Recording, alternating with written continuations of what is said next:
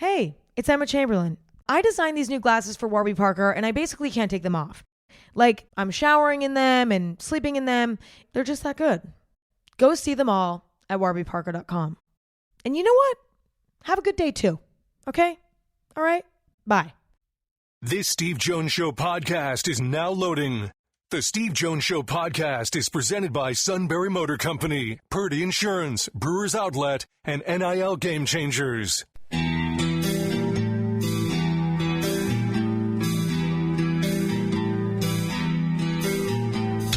Bringing you an in-depth look at Penn State sports and more. This is the Steve Jones Show on News Radio 1070 WKOK. The Steve Jones Show is presented by Sunbury Motor Company, Purdy Insurance, and Brewers Outlet. Now from the Sunbury Motors Studio, here's Steve Jones.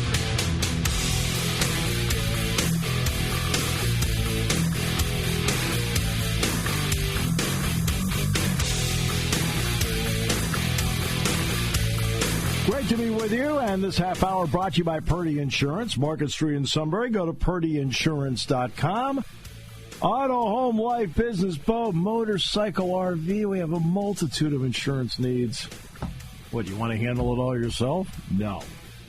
You need pros who can handle it, get you the best price, save you money, make sure you're fully insured, and you go to a place where customer service means everything.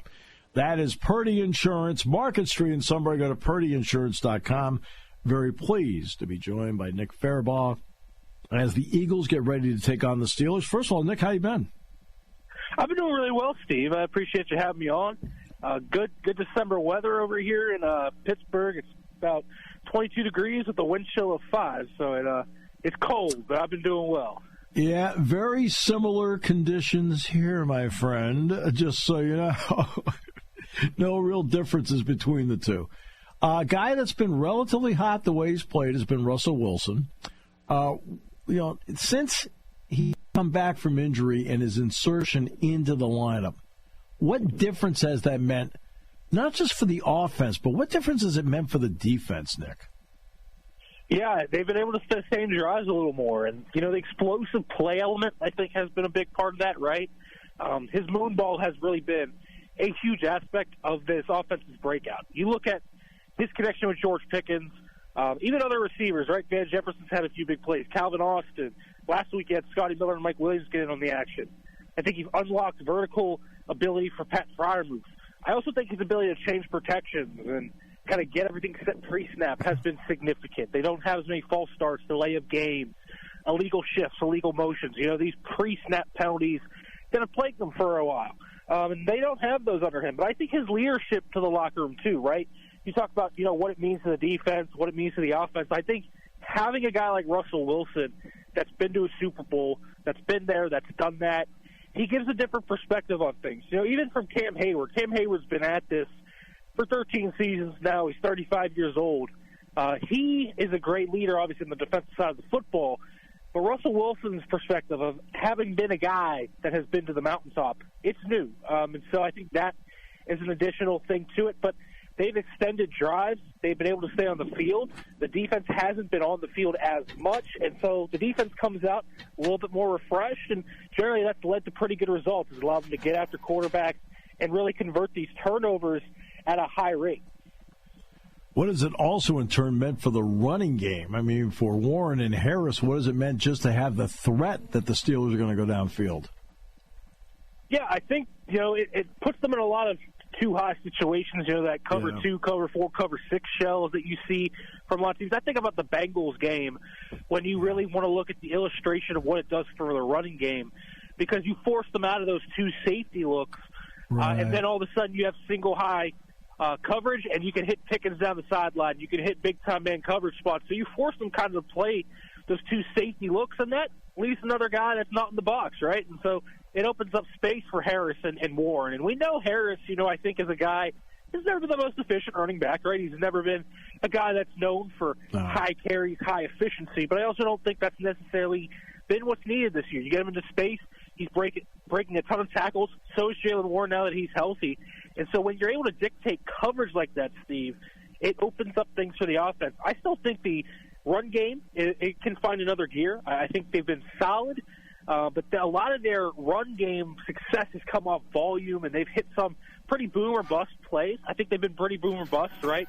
A lot of 20-yard runs, but a few -5 runs. And I think we want to see a few more 5, 6, 7-yarders, a little bit more sustained success. So I think that's the next step for the offense, the next step for this running game. But there's no doubt the explosive play element that Russell Wilson has brought to the table has allowed Warren and Harris to find more space. And when they're in space, they're really dangerous. Look, if anybody knows Joey Porter's game just by seeing him in practice every day, I think I have a pretty good handle on Joey Porter Jr.'s game. And he was handsy when he was here. I don't care if it was practice or a game. He was handsy here. He's been handsy, especially the last few weeks with Pittsburgh. Now, A, what has he said about it? And B, how is it hurting him at all the way he's playing, or it's hurting the defense? Yeah, I think Joey is kind of taking it, man, to heart. And listen, I know Joey pretty well, too. I've known Joey for a while.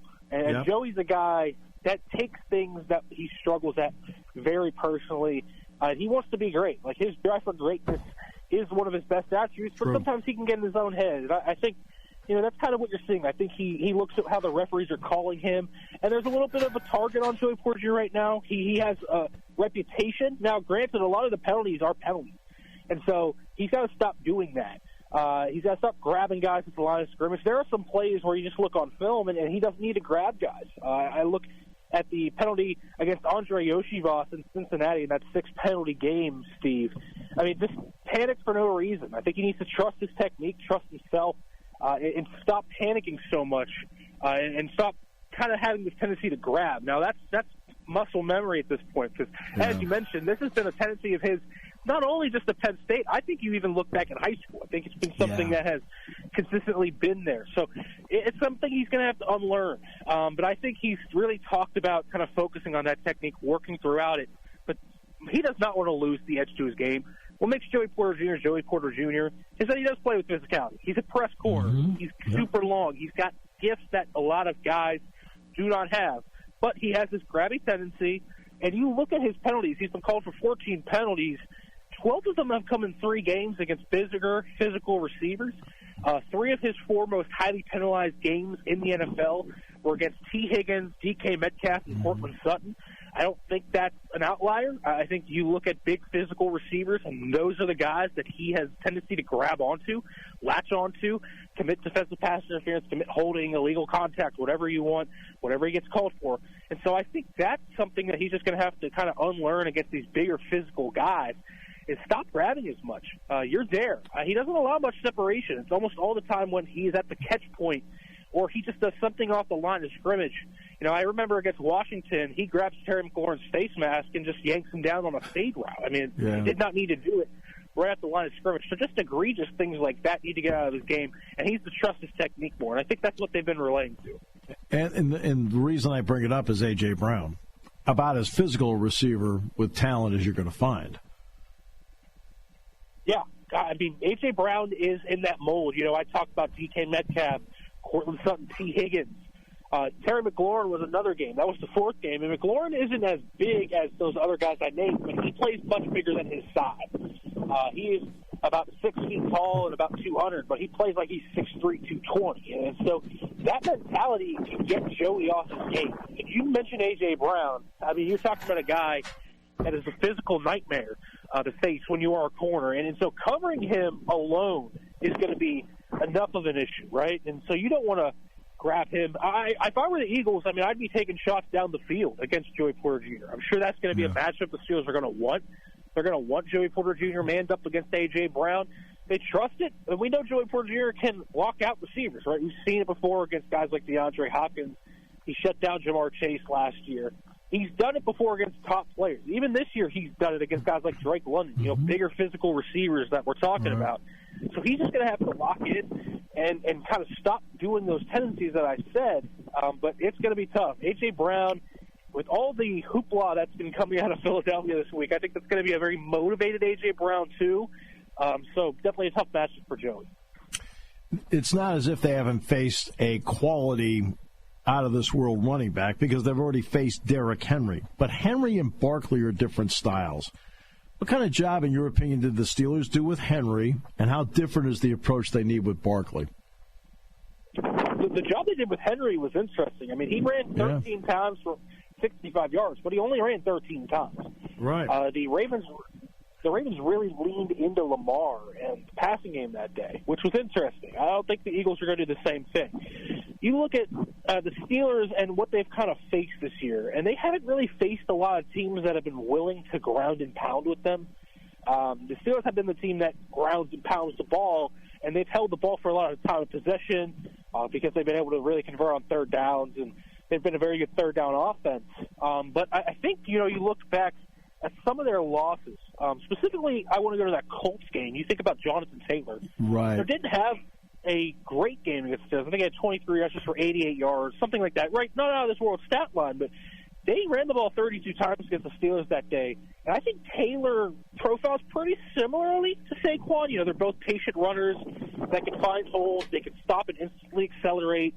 They're great in the open field. That's kind of what I think Saquon presents for the Steelers. And I think it's a really hard matchup for them.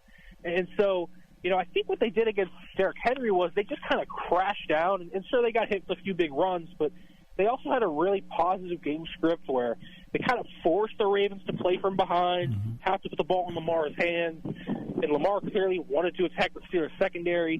This Eagles offense is not built off the arm of Jalen Hurts. It's built more off the legs of Jalen Hurts and the legs of Saquon Barkley. And, of course, they have, obviously, big-time weapons in the passing game when you have to look at Devontae Smith and A.J. Brown. And, though Dallas Goedert's out, Saquon can catch the ball out of the backfield too, but I think Saquon is specifically designed in a similar way to what Jonathan Taylor does, and that gave the Steelers a ton of trouble that game. Just focusing on Jonathan Taylor, it opened up areas in the passing game for Flacco to attack in that game. They lost that game 27-24. So I think that's kind of the game script you look at here. So I think the Eagles are going to give the Steelers something they haven't seen in about 10 weeks or so, which is a team that's legitimately going to commit to the ground game, and we'll see how they respond. I don't think any of us know the answer to that necessarily yet, but we've seen it hurt the Steelers before.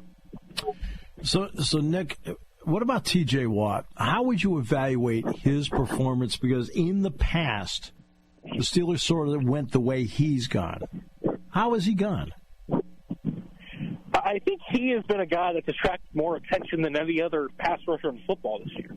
And that's been the interesting thing is, Steve, teams are finally kind of playing T.J. Watt like how they played Myles Garrett, or how they played Max Crosby, or how they played Micah Parsons. And it's kind of interesting because he's at the highest chip rate of his career. They're doubling and tripling him, so the Steelers have had to move him around the formation.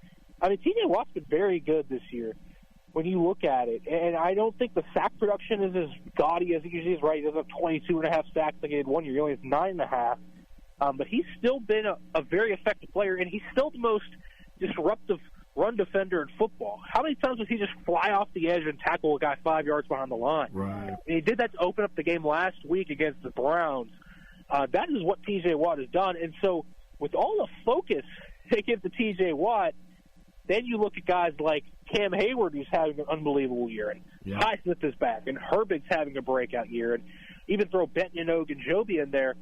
T.J. Watt has played very well, and what he's done is he's allowed a lot of the other guys to get production. The sack numbers aren't there, but you look at the defensive line, it has forced teams to conform their schemes to the Steelers' defensive line. So the ball's just coming out super quick, and at that point it's up to the linebackers in the secondary to make the tackles.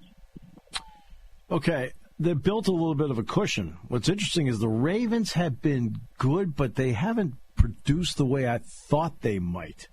And so the Steelers do have a little bit of a cushion in what is a difficult stretch for them. Nick, what are your thoughts on the body of work of each team to this point and the cushion the Steelers have? The Steelers have done a nice job beating teams they should beat. They've lost to a few teams that they should beat, right? The Browns on Thursday night, the Cowboys. Looking back at that game is going to hurt them, but so have the Ravens. I mean, losing to the Browns, also losing to the Raiders. You look at some of those games, and I think those are clunkers on both teams' schedule. But I also think the Steelers have an identifiable kind of formula that has worked, right? The explosive plays with Russ, they run the ball, they're physical in the trenches on both sides of the ball, and they are really, really good at getting turnovers, and they capitalize off those turnovers. And then on the other side of that, they do not turn the ball over. And so a lot of that has really allowed Pittsburgh to soar. I think this Baltimore team has a few weaknesses that you look at. I think specifically the offensive line for Baltimore has just not been up to snuff. Pittsburgh's offensive line is young and it's gritty and it's not fully formed. It's a pretty average to maybe slightly above average group, but they get after it. They are physical. They are nasty. They want to wear you down. I don't see that from Baltimore. I see a softer team, and I think that's significant when you talk about the grind of a schedule, when you get against teams like Philadelphia and Pittsburgh that have these big physical O-lines, big physical D-lines that try to wear you down. I think that's significant. I also think the big thing for the Ravens compared to the Steelers has been the kicking game. I mean, that is significant. Kicker has been huge. Justin Tucker's struggles have probably cost the Ravens 2 or 3 wins. I mean, you look at the overall season and his struggles against the Steelers, against the Eagles.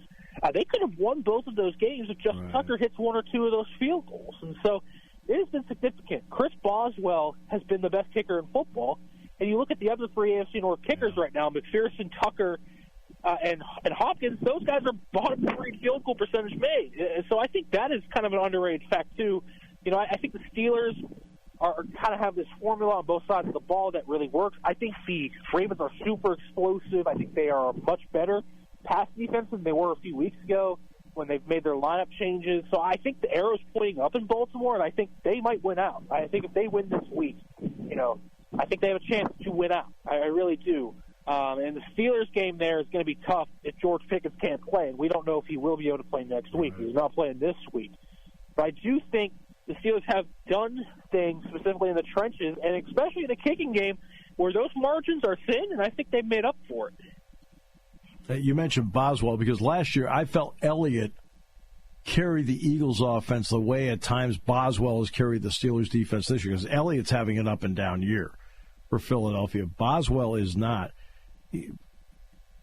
Nick, the consistency of this guy, I mean, for years. I mean, do some people actually take him for granted because he is so consistent? I think they do. And you know, we're kind of in an age of kicking where kickers now make it from longer than ever. They're more accurate from further out than ever. And I still think Chris Boswell, who's been at it for a decade now, just gets overlooked. He had one bad stretch of his career. That was because he had a groin injury. And now all of a sudden, we're talking about a guy that is drilling consistently from 50-plus. He's 10 of 12 from 50-yarders. One of those misses was from 64. The other was blocked. He's perfect on extra points. The consistency he has is actually incredible. And he's not – I don't think he has the strongest leg in the league either. Like you talk about Elliott, for example. That guy has an absolute cannon on his leg. Yep. But he has really struggled from 50-plus. You know, from 49 in, that's where Jake Elliott's been pretty good this year. But from 50-plus, he has not been as good. The Steelers, on the other hand, have been able to stall out drives at the 37, the 38, the 39, even the 40, and trust they're going to get 3 out of it because of Boswell. And that has been a significant factor, right? They've won 2 games with 6 field goals made. They won at Atlanta and at home against Baltimore with 6 field goals made in a game because Boswell is just that guy. And so I think that is significant. I think you look at their schedule, some of the struggles teams have faced against them in the kicking game, and what Boswell has done, and it is a margin. It matters, and having a kicker like that that's been the best kicker in football this year is on pace to break the all-time record for field goals made in the year. Yeah, that matters, and it's been significant. Final question, Nick, and that is this game, the significance on each side. What do you think we'll know about each team after this game is over with, because both are right in the thick of the playoff picture in their respective conferences? I think for the Eagles, it's about checking off another box. I think specifically, can you get the passing game going a little bit, right? That's been the talk all week in Philadelphia. Can you get A.J. Brown involved a little more? He hasn't had 10 or more targets in a game since week 1. I know he's missed 4 games with an injury, but can you get a little bit of cohesion going? Because the Steelers secondary will allow a few explosive plays. Talk about Joey Porter Jr., some of his struggles. Can you get the passing game involved? But I think, you know, what you can know about the Eagles is how do they match up against a team that will match their intensity? I don't think a lot of teams have gone to Philadelphia this year and tried to play as physical as them in the trenches. they're going to learn a lot about themselves in that regard. So will the Steelers. But I think the Steelers, without George Pickens, if they win this game, I think that speaks to a larger thing. If you can do it without your best receiver, with the wide receiving core that the Steelers have, I think it proves just how sustainable their kind of model is, right? The run game, the defense with turnovers, the explosive plays. If all that holds up, and it speaks to what Russell Wilson has done. And so I think you're going to learn in Philly just about how physical this team is, just about how kind of grinded out they are, how sustainable that is. You know, when you see teams like Detroit, I think that's going to be an interesting matchup because I think the Steelers kind of have a similar model to Detroit, right? They want to run the ball, they want to hit explosives, similar things like that. And then you look at what Pittsburgh wants to do. They want to really, on offense, hit the explosive play, try and get after you in the trenches. But they don't have their main explosive playmaker in George Pickens. So if the Steelers can win this game, it's going to prove that they can really wade in the waters against top teams, even without George Pickens, which I think would be significant because we know how dangerous they could be with George Pickens. Nick, an absolute pleasure. Thank you so much for your time today. I really appreciate it. Thanks for having me on, Steve. It's a great time as always. Nick Farabaugh joining us this half hour, brought to you by Purdy Insurance, Market Street in Sunbury, here on News Radio 1070 WKOK. Party time, game time, or just fun time. Doesn't matter what time it is because it's Brewers Outlet time. The beverage supermarket has the area's largest beer selection. Imports, microbrews, ciders, and domestics. Pick from over 100 ice-cold 12-packs and dozens of 24-ounce singles. Soda, snacks, hot sauces, fresh roasted peanuts. Make it one-stop party shopping, and don't forget the pickle bar. So whatever you're celebrating or just doing it up, Brewers Outlet, Reagan Street, Sunbury wants to see you. And thank you for your years of patronage. The holidays are a time of year to celebrate and reflect. Reflect on the past year, a year filled with challenges and uncertainty. Uncertainty that bred resilience and hope. Hope for healing, change, new beginnings, and unity. United as one people, one community, by one mission. To safeguard and protect what matters most. From all of us at Purdy Insurance, we wish you health, happiness, and joy this holiday season and success in the new year. Ho, ho, ho. Sunbury Motors Ford will help you get through the snow. SMC has the area's largest selection of 4x4s with over 310 new and pre-owned trucks and SUVs priced as low as $13,968 with payments from just $259 a month with no money down. Sunbury Motors has over 40 new 2024 Escapes /$5,000. Plus get 1.9% financing for 60 months starting at just $27,650. SMC has 31 of the top-selling 2024 Ford Bronco Sports, discounted $47.50 and priced from only $28,315. Choose from over 45 new Ford F-150s with savings up to an amazing $12,616, and they start at just $46,549 with available 1.9% for 60 months. The Mertz family and all of Sunbury Motors would like to wish everyone a safe and joyous holiday season. Who knows Santa? Sunbury Motors knows Santa.